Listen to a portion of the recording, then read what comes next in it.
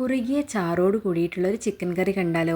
അതിന് വേണ്ടിയിട്ട് ഞാനിവിടെ 1 കിലോ ചിക്കൻ നന്നായിട്ട് കഴുകി വൃത്തിയാക്കി വെച്ചിട്ടുണ്ട്. അതിലേക്ക് ഇഞ്ചി, വെളുത്തുള്ളി, പച്ചമുളക്, ചീരമുളകാണ് ഇവിടെ എടുത്തിട്ടുള്ളത്. ഒരു മീഡിയം സൈസ് വലുപ്പമുള്ള 3 വലിയുള്ളി ഒന്ന് കൊത്തി അരിഞ്ഞ് വെച്ചിട്ടുണ്ട്. ഇനി 3 തക്കാളി ഒന്ന് പുഴുങ്ങിയിട്ട് തൊലിയൊക്കെ കളഞ്ഞ് വെച്ചതാണ്. ഇനി അതിലേക്ക് ഞാൻ കുറച്ച് പെരിഞ്ചീരകം എടുക്കുന്നുണ്ട്.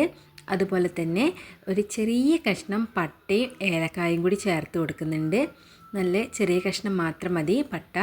പട്ടയും ഏലക്കായും കൂടി ചേർത്ത് കൊടുക്കുന്നുണ്ട്. ഇനി അടുപ്പത്തൊരു പാത്രം വെച്ചിട്ടുണ്ട്. പാത്രം നന്നായിട്ട് ചൂടായിട്ട് വരുമ്പോൾ അതിലേക്ക് വെളിച്ചെണ്ണയാണ് ഒഴിച്ച് കൊടുക്കുന്നത്. വെളിച്ചെണ്ണ ഒഴിച്ച് നന്നായിട്ടൊന്ന് ചൂടായിട്ട് വരണം. നന്നായി ചൂടായിട്ട് വരുന്ന സമയത്ത് നമുക്ക് കൊത്തി അരിഞ്ഞ് വെച്ച ഉള്ളിയും കൂടി ചേർത്ത് കൊടുക്കാം. വെളിച്ചെണ്ണ നന്നായിട്ട് ചൂടായിട്ടുണ്ട്. ഇനി അതിലേക്ക് ഉള്ളി ചേർത്ത് കൊടുക്കുകയാണ്. ഉള്ളി ചേർത്ത് കൊടുത്ത് നന്നായിട്ടൊന്ന് വഴറ്റിയെടുക്കണം. ഉള്ളി ഒരു ബ്രൗൺ കളർ ആവുന്നത് വരെ തന്നെ വഴറ്റിയെടുക്കണം.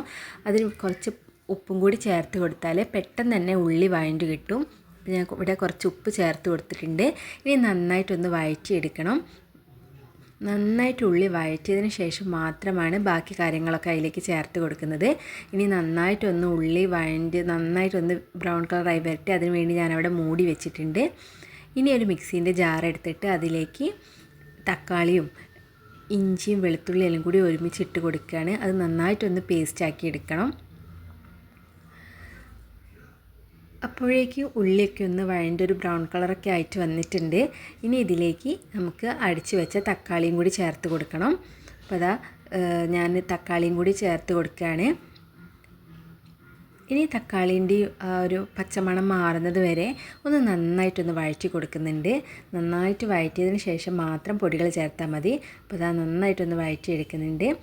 ഇവിടെ ഞാൻ 1 സ്പൂൺ മഞ്ഞൾപ്പൊടി, 2 സ്പൂൺ മുളക് പൊടി, 4 സ്പൂൺ മല്ലിപ്പൊടിയും 1 സ്പൂൺ കുരുമുളക് പൊടിയാണ് ഇവിടെ എടുത്ത് വെച്ചിട്ടുള്ളത്. ഇനി അതും കൂടി ഒന്ന് ചേർത്ത് കൊടുക്കുന്നുണ്ട്. ഇനി തീ നല്ലോണം സിമ്മിലിട്ട് കൊടുക്കണം. സിമ്മിലിട്ടതിന് ശേഷം മാത്രം പൊടികൾ വഴറ്റിയെടുക്കാൻ പാടുള്ളൂ, അല്ലെങ്കിൽ അടി പിടിച്ച് പോകാൻ ചാൻസ് കൂടുതലാണ്.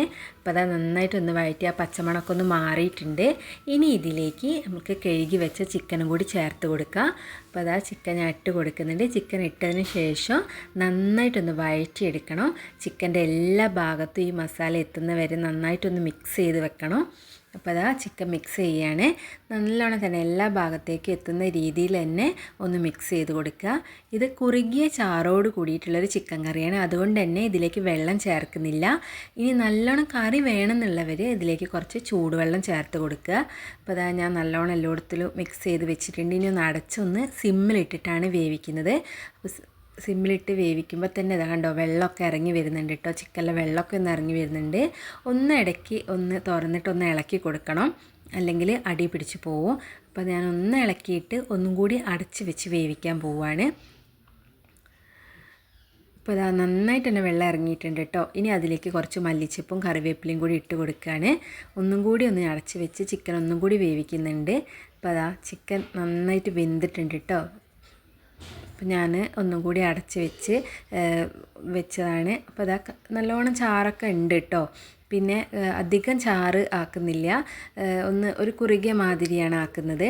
അപ്പോൾ അതാ ചിക്കൻ കറി ഇവിടെ റെഡി ആയിട്ടുണ്ട്. അപ്പോൾ എല്ലാവരും ഒന്ന് ഉണ്ടാക്കി നോക്കുക. ഇഷ്ടപ്പെട്ട ലൈക്ക് ചെയ്യാനും സബ്സ്ക്രൈബ് ചെയ്യാനും ഷെയർ ചെയ്യാനും മറക്കരുതേ.